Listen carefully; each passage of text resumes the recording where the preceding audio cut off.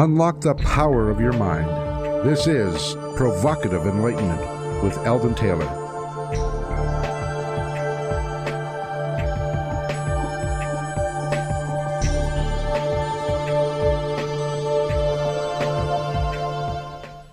Welcome and thank you for joining us today. The next hour is devoted to learning something more, not just about the world of shoes and ships and sealing wax, but about how, what, and why we believe as we do, a time for the open-minded and a time for those willing to question what they think they know or what they may believe, those willing to be uncertain for an hour.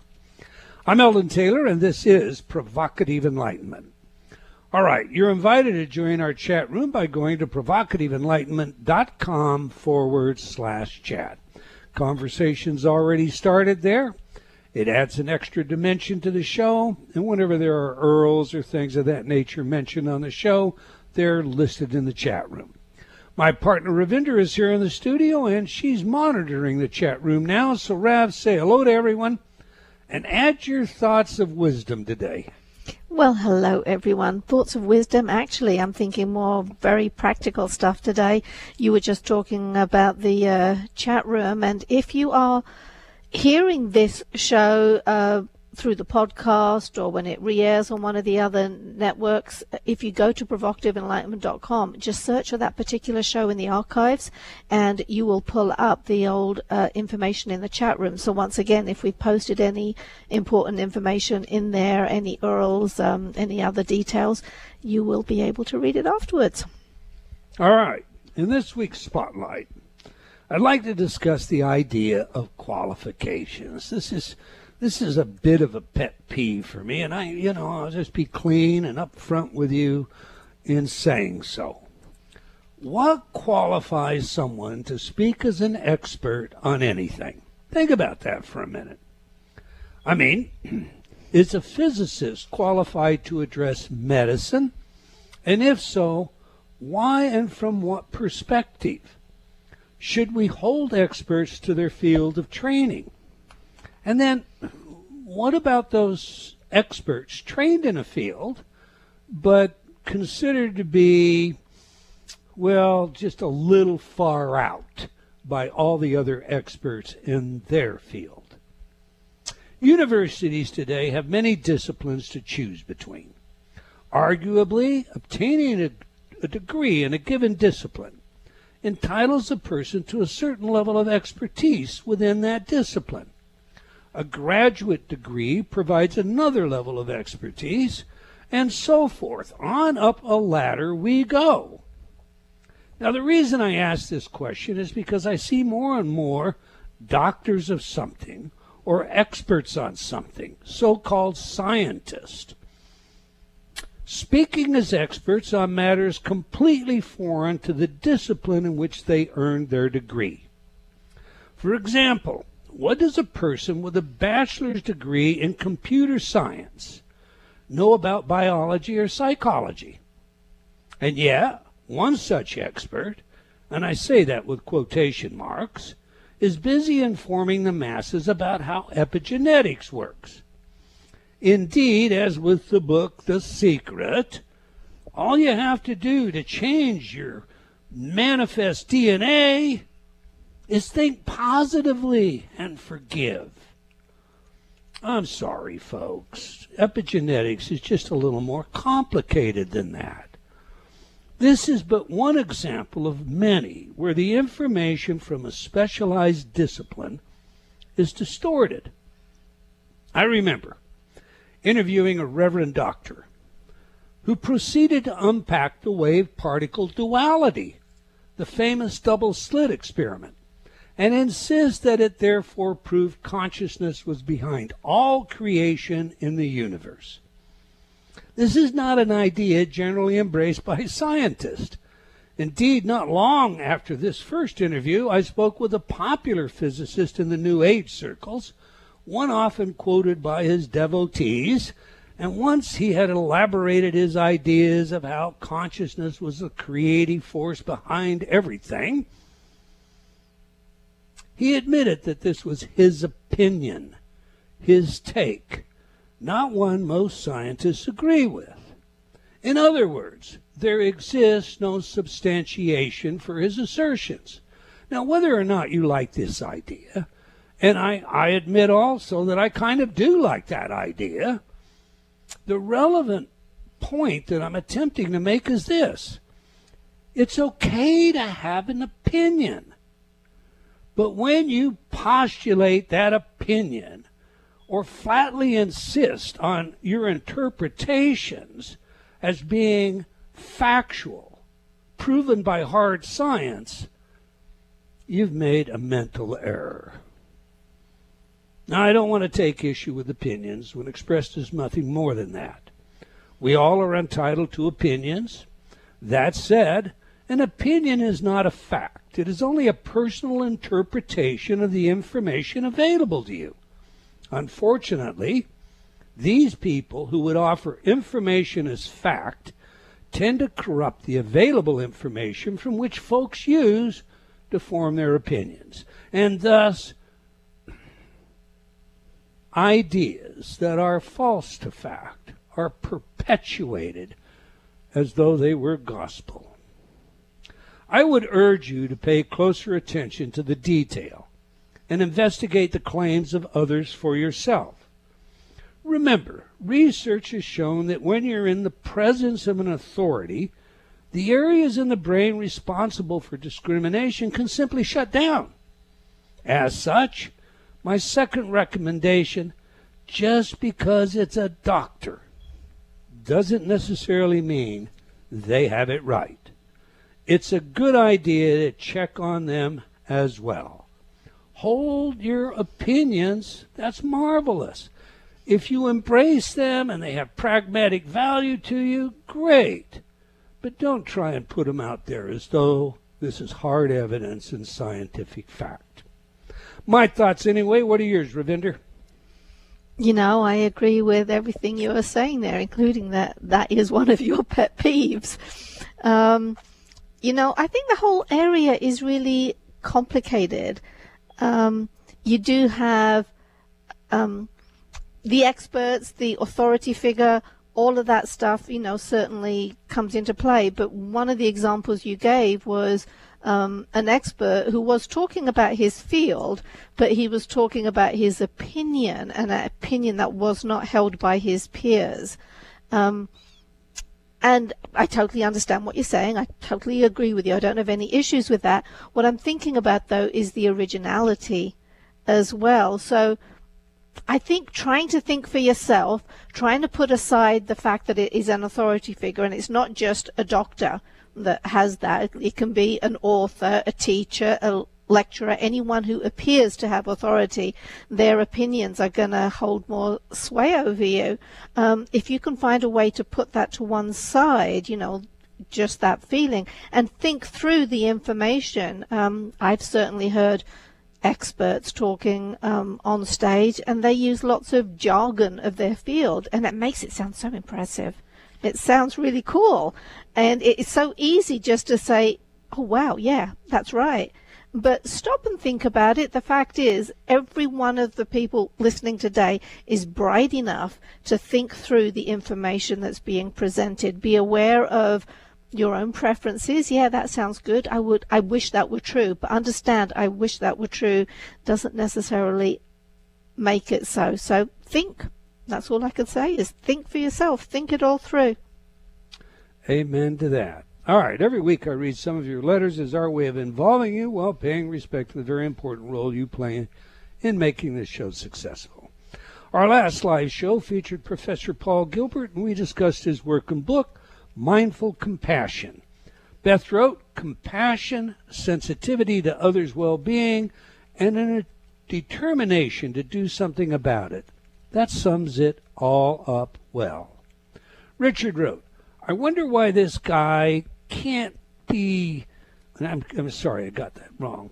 I wonder why this can't be taught in school. They are not teaching mindfulness. This would be a small step in the right way. Moving on, Evelyn wrote, I have purchased a number of your subliminal recordings in the past, and I play them every day. I also tune into your Provocative Enlightenment podcast regularly. I love your show and consider it to be the best podcast in the world. You and your guest are such intelligent people, giving us all much food for thought. Bless you all. Well, thank you very much, Evelyn. I don't know about me, but I do know we bring some really bright guests to this show. David wrote, "Good day from down under. Dr. Taylor, I use your Inner Talk Nonviolence recording daily. I am a different man, more settled. Thank you." Okay, that's all the time we're going to take for letters today, but we do love your comments, so please keep them coming. You can opine by writing to me at Eldon, E-L-D-O-N, at eldontaylor.com, or by joining me on Facebook at Dr. Eldon Taylor. We do sincerely appreciate your thoughts and ideas. Now to today's show. Before you know it, the unconscious reasons we do what we do, with a favorite guest of mine, Professor John Bargh. Our guest has been with us before, but for those of you who may have missed that show, let me tell you a little about him. John A. Bargh is a social psychologist currently working at Yale University, where he has formed the Automaticity and Cognition, Motivation and Evaluation Laboratory, ACME for short, ACME. He is the James Rowland Angell Professor of Psychology and Professor of Management at Yale University. Professor Bargh is particularly famous for his demonstrations of priming affecting action. And if you caught last show, where we just barely got into this subject, and we'll get a lot deeper today, you know how important it is to understand how easily people can manipulate you without your conscious awareness. This is a must-read book, in my opinion. I think everyone out there would do well to get this book and to give it to everybody they know for Christmas.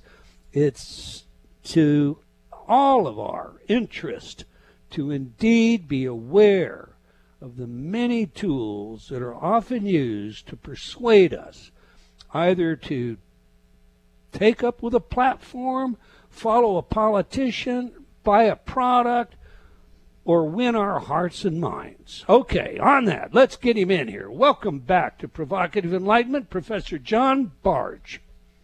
Thank you, Eldon, for that introduction. And yes, everyone go buy my book and give it to everybody for Christmas. That's from your lips to God's ears, man. That's a very nice thing to do. I always enjoy being on the show, and I really enjoyed your opening 10 minutes. I wrote a whole page of notes and ideas. It's such an important topic and issue, and just brought up a lot of things for me as soon as you started talking about it. Oh, well, thank you, Professor. So you don't think I got anything wrong on that one, huh? No. Well, it's an issue. It's I don't know about right or wrong, but this whole thing with the internet and with globalization, just bringing so many more voices to our attention on all these different topics. We don't often, none of us are an expert in everything, and so we have to rely on people who know their fields or know more and take their word for it. We trust our doctors, we trust our leaders, we trust our experts, and we have no choice but to do that. We just can't possibly all be experts in every single topic ourselves. So there's this matter of trust, and you rely on people who are very, who are knighted almost to be brilliant, like Nobel Prize winners. And when they say things, you trust that they know what they're talking about because they've been vetted and anointed as being very, very smart and expert. And when they go out of their field and start being smart in other areas besides what their base is or knowledge is, then things I've written down 3 or 4 times in history where these kinds of things happened with Linus Pauling with the vitamin C, and Francis Crick, the neuroscientist or the DNA discoverer, when he started writing books about consciousness. And there's all these cases where people go outside their field, and but then we trust them, and it's a funny thing. These experts have a great power to influence us, but they also, it's like that beer ad, they also have a great responsibility to use that power a little more carefully. And when they fail to do so, they really muddy the waters. That's, and so we come away following them because, well, they were a Nobel Prize winner. And we pay little attention to the fact that, and the man's name slips my mind right now, but off the top of my head, there's a Nobel Prize that was given for frontal lobotomies. Oh yeah. And a few yeah. years later, you know, Yeah. he is not just defamed and disgraced and abandoned by all those folks that voted for him for that Nobel Prize, but, you know, he still goes down as a list of Nobel laureates. And so just because he's a Nobel laureate doesn't even mean that he's got it right. Yeah, Eldon, I hesitated to bring that one up. I just thought it's so extreme. I didn't want to make it so bad, but that was 1949, and I also forget the person's name. But it was horrible. There's a book out there called My Lobotomy, believe it or not, by a guy who, when he was a kid, had horrible parents who basically made him get a lobotomy because he didn't obey them. And the way it was done is horrible. It was almost a common procedure back then because of this Nobel laureate who said this is how you solve these problems. And his brain was destroyed. He somehow survived. He had a life. He actually wrote a book about it, which is chilling because it's so sad. He's a little boy, and at the power of medicine, the power of his parents, and power of doctors back then. But it just goes to show, what we know now. We look back 50 years and we laugh at things like that, like they're so backwards. But I was around 50 years ago, and back then people didn't think it was backwards. And I always am humble about this because I think whatever I think is true right now, to the best of my ability, I know 50 years from now, with all the new discoveries and knowledge and thinking about these topics, someone's going to look back and say, that silly person back in 2018 said this and this and this. Just like we look back at this guy, in 1950 and what an idiot. But he won a Nobel Prize. And the really scary thing about that story is he never did any research on human beings. He did some tests of this lobotomy procedure on rats. Yeah. He was a doctor in Portugal, and on the basis of just those studies with rats, then it was made medical practice on human beings. I mean, it's unbelievable. That story is just unbelievable. But it's a great example of what you were saying. Yes, sir. Okay, Professor. As you know, we like to know three things on this show: who's the messenger, what is the message, and of course, how do we use it? So for the benefit of those who might have missed your last appearance on this show, tell us, what is the purpose of your book? The purpose of my book is to put together what basically cognitive science has learned in the last 30 or 40 years, which is the first time we've had this kind of systematic scientific investigation of the mind. Before that, it was a field run by behaviorists with rat and pigeon research, right? And it was theories, which often were very interesting and valuable theories, Freud and so forth, but not a systematic study of the average human being. And that's what these studies are. They were studies done with the average person, with control conditions, with random assignments of different conditions, to see what exactly goes on in a person's mind that they did not intend, that they weren't aware of. And at the beginning, and when people started this, we just assumed everything a person did they were aware of and they intended. And so the little baby steps turned into bigger steps and then jumps and leaps, because it turned out a lot of what goes on in our mind is procedures and processes and influences from the outside world and unconscious influences from within that are not intended and we're not aware of. And that's the surprising story that really none of us back in the 70s and 80s saw coming. We didn't know that. We didn't assume it. But now that's the story the book tells. Okay, now I'm going to divert a little bit. First of all, the last time you were here, you need to know that our audience absolutely loved your appearance, based on all the letters and comments in the chat room, etc. And I also heard from several who were just absolutely fascinated by your book. Thank me indeed for recommending it.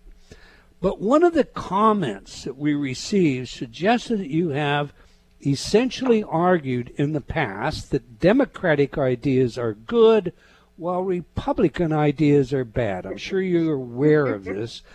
So is this true, and did you intend to be political? No.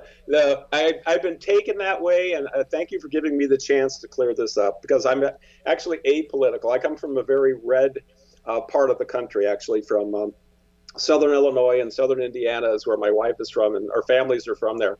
And I actually live in an area of the country, even though it's in Connecticut, it's very It's very Trump country, signs everywhere, and that's what my neighbors, that's their politics. So I'm actually, even though I work at Yale, I know people think that means, ivory tower and you're a liberal. Now, I keep my politics out of this because I really have always been careful not to have my own motivations and desires influence my science as much as I possibly can. And I know that's not totally possible all the time. But here's the story about the liberals and conservatives or Republicans and Democrats.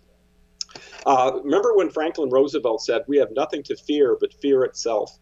And a lot of people think, well, that was World War II. It was the Nazis and the Western and the Pacific War.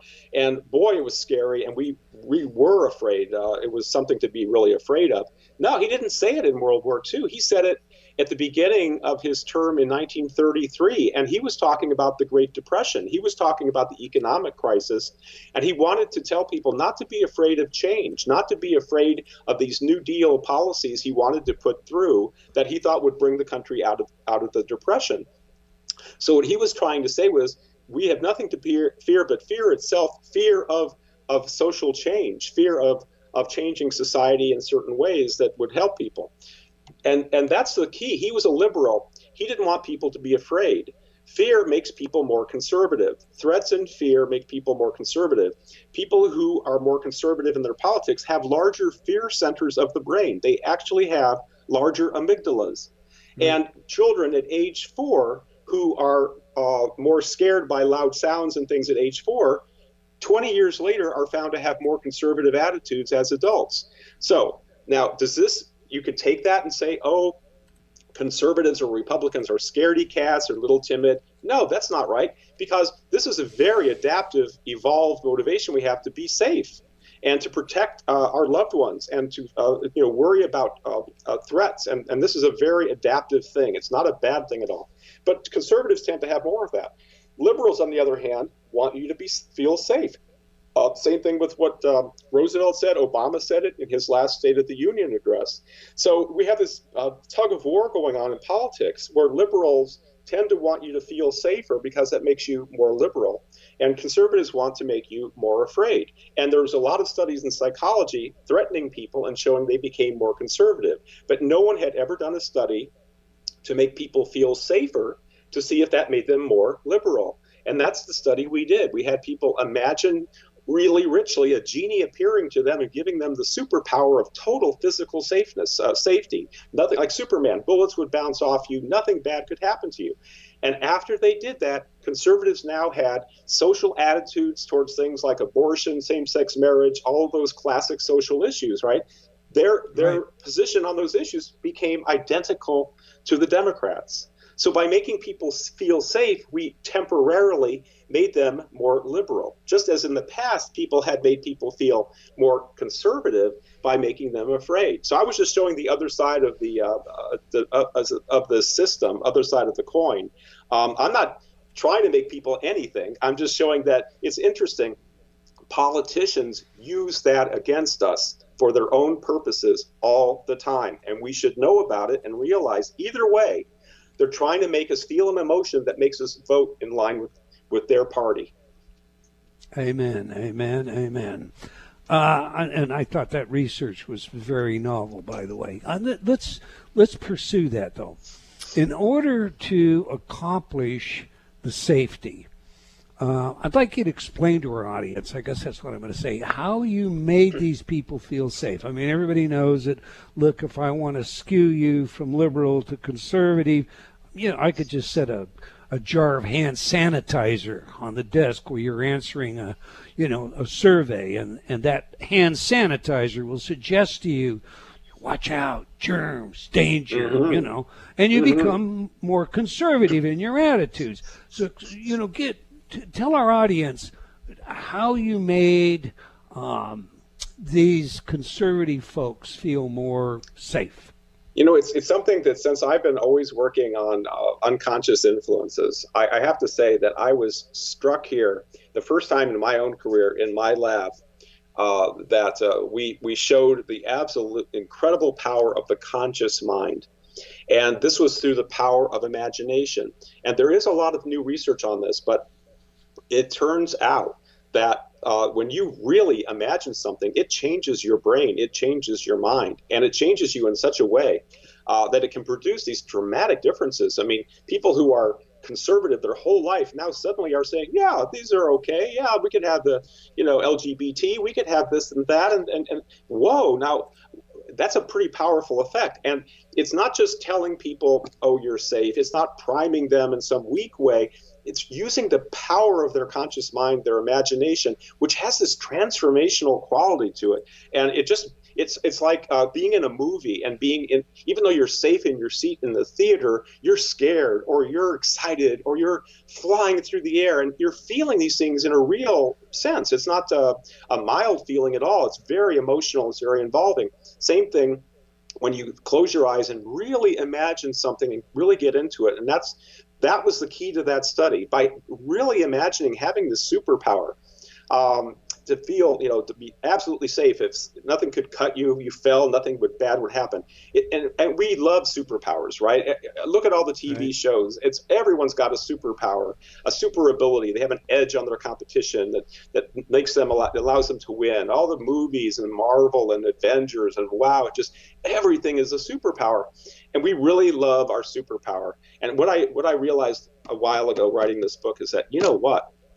Consciousness is our superpower, and no wonder we love it, and no wonder we really want to use it in mindfulness and these things, because it really is a power we have that no other animal, no other creature on the planet has. And this study showed me how powerful it is to transform somebody from their set in the way lifetime political views, temporarily at least, in this state.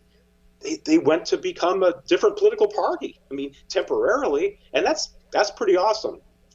It is indeed. Every hypnotist, every hypnotherapist out there would testify to that, as with the data. We have a break coming up, Professor. So we're speaking with Professor John Bargh about his work and book, Before You Know It, The Unconscious Reasons We Do What We Do.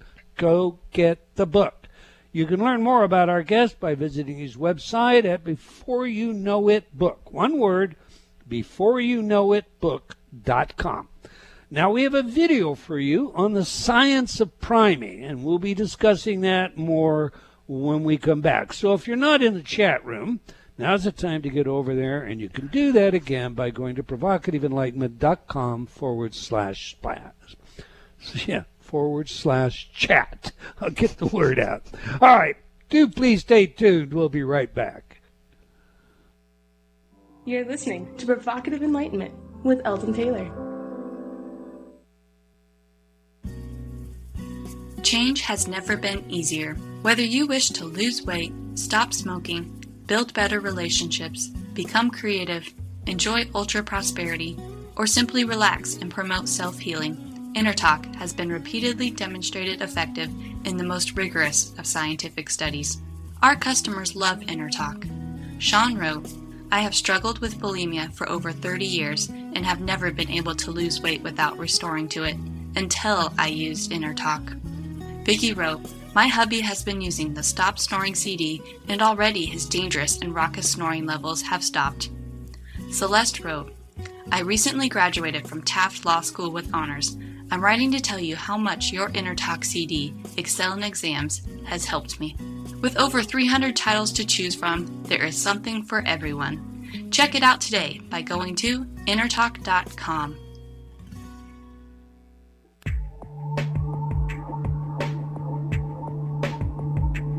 Unlock the power of your mind. This is Provocative Enlightenment with Eldon Taylor.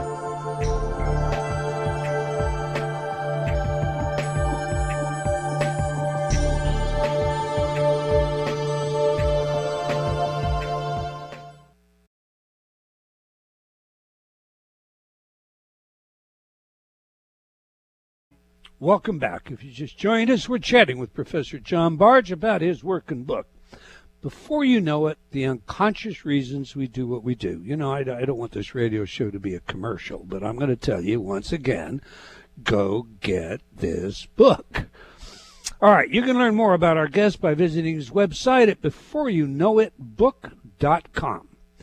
All right, every week we ask our guests for their favorite music that has some real meaning to them. Music psychology is a field of research with practical relevance in many areas, including intelligence, creativity, personality, and social behavior.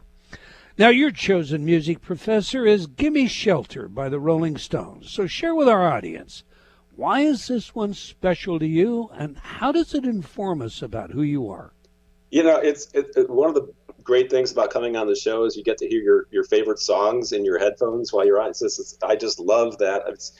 I'll tell you, I go through the exercise of going through all the songs that are now you can get on your phone, and you can go through libraries and every song ever made. If I had to pick one song that I only got one and all the rest were gone forever, I could only listen to the one song over and over, it would be that one. I know I love Led Zeppelin.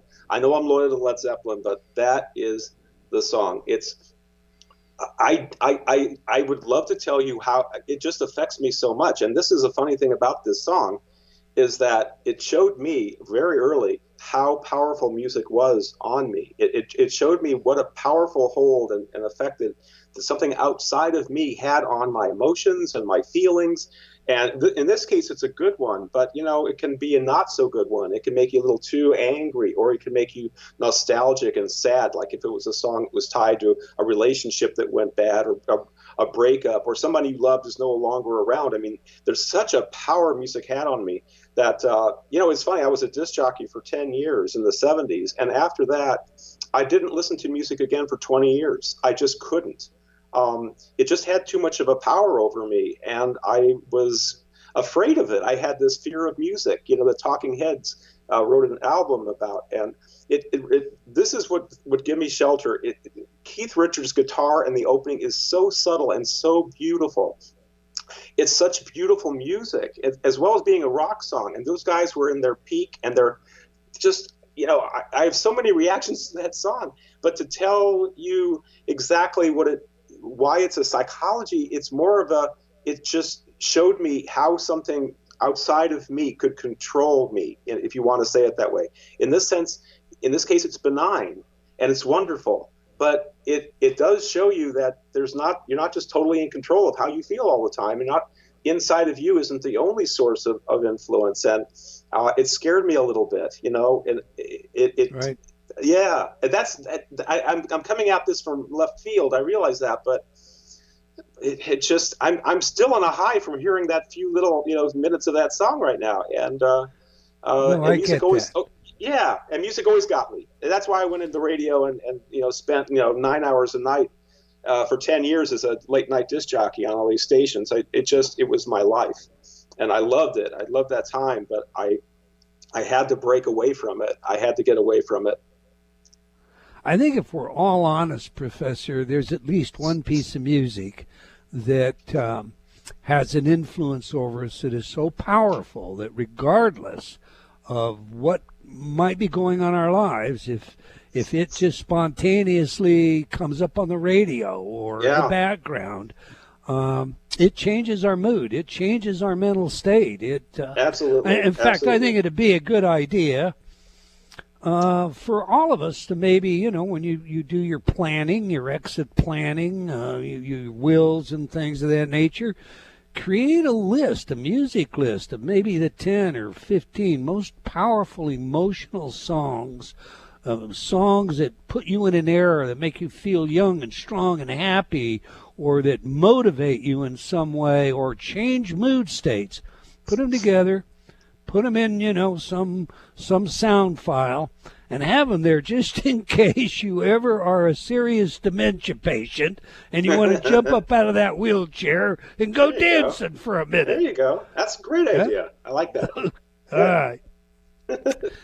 Let's look at some of your experiments, sir, especially those that provide some insight into just how easily we can be manipulated and massaged. Just today, I read an article, a new journal piece, Professor Pernell Anderson from Karlstad University a university in Finland. I'm sure you're aware of it.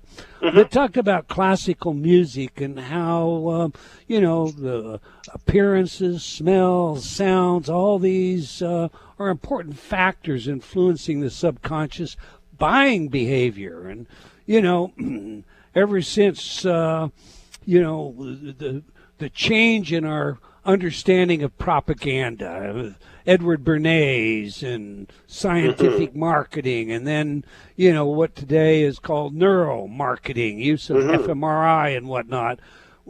People get more and more sophisticated with how they move us around. So let's start, if we can, with one of your classical experiments where you predispose the interpretations of first impressions. Tell us about that. I'm assuming you're talking about the coffee study, or yes. Is this the warm cold? Okay, so this is something that we just noticed in the language that when we talk about people, we often talk about them in physical terms that really are irrational. We talk about a warm person or a cold person. Well, they're not. Right. Everyone's pretty much 98.6 degrees Fahrenheit. It's not like someone's actually warm and someone's actually cold. But we know what that means somehow. We talk about a distant father. They may be living in our house with us. Why are they distant? But we know what that means. And so when we use these physical terms about warmth, coldness, or distance, or up and down, high, like high status, low status. We use these. We all seem to understand what they mean, and we got very interested in what that means about the mind. And we looked at writings of people who studied the language development in young children, for example, and they talked about how the young infant, newly born, the only thing they really can do is make concepts out of the physical parts of their world because they don't yet have the ability to recall the past or put two things together in their mind. That's a skill that comes later, 3 or 4 years of age. So there's years of infancy when your real only experience that you can make sense out of is just the physical warmth and cold and high and low and bright and dark and all these things. Well, those are then the first concepts that all of us form when we're newly born. And they tend to be the basis for all the other concepts we eventually form built on those, like a scaffolding kind of thing. So that's why we so easily take these terms and apply them to understanding to describe people or psychological states even. And everyone around the world knows what it means to be a warm person or a cold person. And we're really intrigued by that. Like, well, could it actually be that there's some connection between our experience of warmth and our feelings that somebody's a warm person? Same thing with cold. And there was a wonderful attachment theorist who talked about how children get attached to their mothers and fathers when they're, a year old or so. And he actually said that physical warmth helps the child bond to the mother, especially, during breastfeeding, because here's someone taking care of me, feeding me, holding me close, keeping me safe. At the same time, I'm experiencing the warmth of her body, the physical warmth of the contact with the skin. And he said that in all mammals who have breastfeeding, at least, you should have this connection that's formed early in infancy. And it connects warmth of the physical type to warmth of the social type, which is having to do with you have my best interest at heart, I can trust you, you're generous to me, like a parent to a child. So we said, well, you know what, maybe we use these words because there really is a connection. And so we wanted to see if we could induce these feelings of warmth towards somebody else, of trust and generosity and pro-social kinds of feelings with actual physical warmth. And we did. We had people just briefly hold a hot cup of coffee or a cold cup of iced coffee, just, to hold this and let me get your papers. Oh, I'll take it back. Thank you very much. That kind of thing, before they even went into the experiment. And when we did that, we replicated this study from 70 years ago, a famous study that used the words warm and cold to change impressions of people. We took those words out, so everybody in our study got the same description. Everyone got the same description. Yet if they had held a warm cup of coffee beforehand, they liked the person more. They thought that person was more trustworthy and generous than if they had held the iced coffee. So we had substituted the words warm and cold, or the description, or that social kind of warm and cold, for the physical. And whoa, now this connects the body to the mind. This means that our body experiences, physical experiences, can have psychological consequences, can have interpersonal consequences, and cause us to like or dislike or trust or not. And since then, I want to say, we did this little study. Neuroscience has shown, imaging studies have shown, that the part of the human mind, the brain, that becomes active on holding something physically warm is connected directly and is right next to the one that becomes active when you're texting on your phone to your family and friends. It's actually wired together, hardwired in human beings around the world. Now, you explained the underlying nature of that, and sometimes, the research is clear enough that you can see the connection. Okay, so the warmth of the nurturing, and it transfers to the warmth of a cup of coffee. Easy to get. But there's research out there that maybe not quite so easy to get. A waitress in red always gets a bigger tip. Why does this prime, in this context work? This is the problem here, because you could tell from my description that I was talking about a phenomenon going back 70 years, and the idea of warm and cold, and it's universal, it's around the world. There's enormous amounts of data, now neuroscience data on that one. There is not the amount of evidence and data supporting every single one of these kinds of studies that say, a blue room makes you feel this way, a red dress makes you feel that way. Right. So this is the expertise and what you both, Robin, both said, to think about these things a little more. If you lump them all together, you get a lot of maybe not so replicable kinds of studies lumped in with the ones that really are part of human nature. And so we have to be a little more, we have to be discerning. People out there have to be a little more discerning and not just look at every single study like this as if it's the same class as the warm and cold, which has been, found by neuroscientists to actually be wired, together. All these other ones, not necessarily. Some of these are cultural metaphors that exist in some cultures and countries, but not others. And things like bright smile. When people see a brighter smile, they think the person is more intelligent, because that's another meaning of the word bright.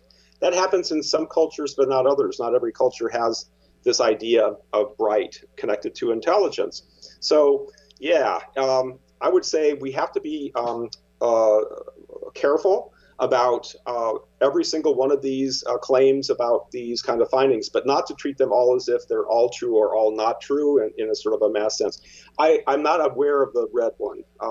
I do know about the waitresses who get more of a tip when they imitate back the customer's order. And that's having to do with imitation and mimicry, and how that also creates a bond between people.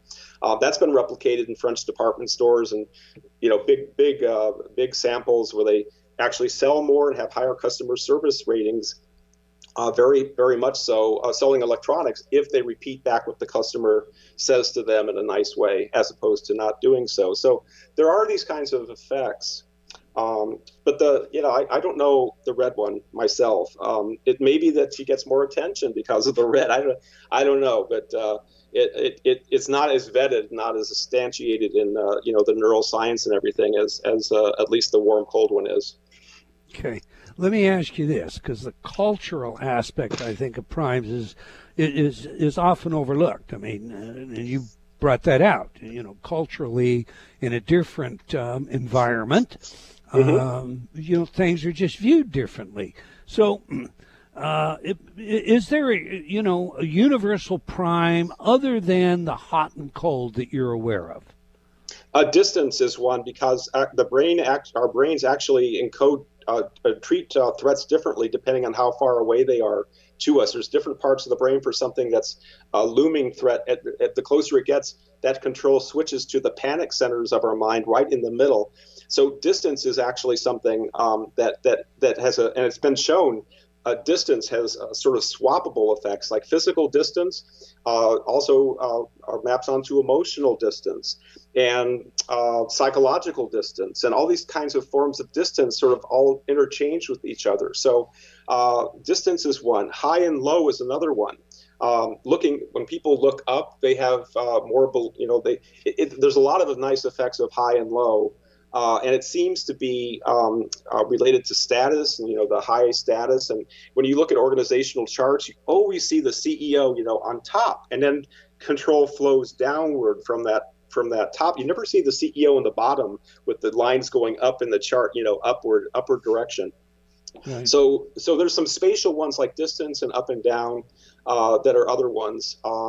There are many of them, but you have to be careful to say they're universals of human nature, because there are some that are specific to, cultures. In Japan and East Asia, for example, there's a greater concern with the face, with reputation, and with saving face. And in those cases, there's effects of researchers at Toronto have shown this, of washing the face after making a mistake, that has wonderful effects on East Asians, but not on people from other parts of the world. And so there's something special about the face in the culture. That means when you wash the face, you sort of cleanse and erase that bad thing you did that hurt your reputation, the mistake or the faux pas. But that doesn't happen all over the world. It happens in cultures that really emphasize the role of face in society. Let me ask you this. Let's jump back to politics for a second. I mean, we know that these tools are used on the masses every day, as we've already discussed, from everything from a political platform selling us that idea to a product. Do you think that we have ambassadors, trade ambassadors, negotiators that actually deal with foreign countries who are skilled in these tools? I mean, you would be the kind of guy you'd call upon to say, all right, what should I use to warm up this conversation, to win this, to employ the best techniques? And, are you familiar with anyone or any training that goes on at that level? Oh, absolutely. And there are coaches of executives.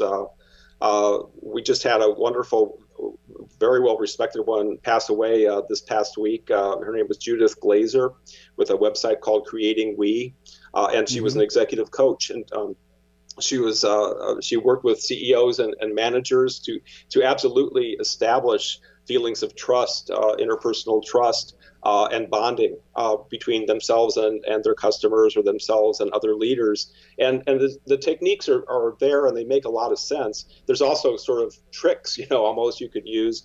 I talk about these kinds of things in my book. For example, when you meet someone for the first time, the very best thing you can do is look at them. And that sounds silly, but I mean, really look at them and just pay attention to them. Because often when we're interacting and meeting somebody, we're so nervous, or we're thinking about what we want to say next. And that's what I do. And I'm thinking in my head with some witty thing to say, some clever thing to say. Well, that's taking my attention away from them. It's directing my attention inwardly. And I often forget their name, right? I never catch their name because I'm so focused on my clever, witty thing I'm trying to come up with. So just by looking at the other person, what you naturally do, because you're looking at them, perceiving their face, their tone of voice, their movements, is that you imitate them, you mimic them without realizing it. And that turns out to be, they sense that, and that turns out to be a good cue, very primitive, basic cue. They think, hey, you understand me. You're reacting to things the way I do. You're acting the way I do. You're talking the same way I do. So same kind of tone of voice and same kind of nonverbal gestures and facial expressions. And actually, people like each other more when they sense the other person is subtly imitating or mimicking them. No one's aware of this mechanism, but greater liking and smoothness of interaction. That's why these waitresses and these store clerks make more money if they do it back to their customers. Not in an overly way, not too heavy-handed, but in a subtle way, we sort of sense that, hey, you understand me, you get me, because you're doing the same and saying the same things I am and looking the same way. All it takes is looking at them, and all this natural mechanism will take over.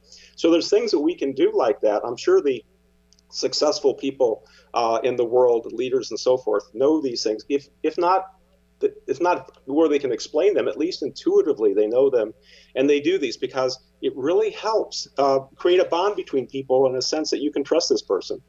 Right. Here we are again. I have asked you 9 of 18 questions I planned for this show, and we're out of time. Maybe you'll have to come back a third time. But before we leave, Professor, in about 30 seconds, tell everybody how they can get your book and learn more about your work. My book's on Amazon, Before You Know It. It's available now on paperback. It's on our Facebook page is Before You Know It. It's where I put, for example, podcasts and interviews such as this one every time I do one.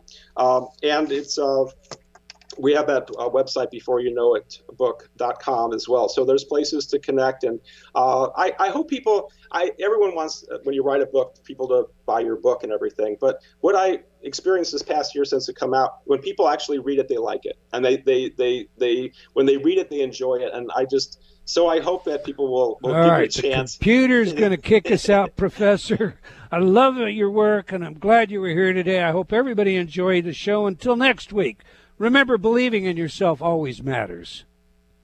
Provocative Enlightenment has been brought to you by Progressive Awareness Research and other sponsors. Provocative Enlightenment is a syndicated show and appears on other networks. For a schedule of show times, visit provocativeenlightenment.com. If you're interested in becoming a sponsor, write to Eldon at eldontaylor.com.